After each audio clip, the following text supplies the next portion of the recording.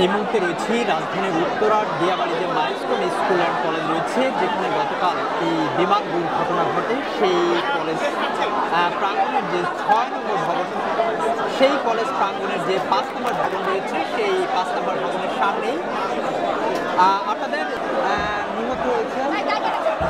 আসলে সেই তথ্যটি সঠিক নয় এবং তারা বলছেন এই নিহতের সংখ্যা অনেক বেশি এবং আহতের সংখ্যা আরও অনেক বেশি, এমনটি কিন্তু দাবি করছেন তারা। এরপরে আমরা দেখেছি এই ঘটনাস্থল পরিদর্শনে আসেন আইন উপদেষ্টা আসিফ নজরুল স্যার এবং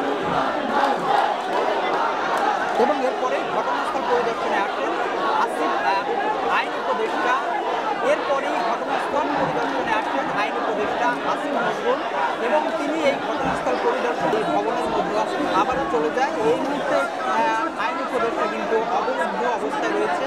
আমরা দেখছি এখানে বিপুল সংখ্যক আইন শৃঙ্খলা রক্ষাকারী বাহিনীর সদস্য পরিস্থিতি কিন্তু নিয়ন্ত্রণে আনার চেষ্টা করছে, তবে সেটি কিন্তু কিছুতেই সম্ভব হচ্ছে না।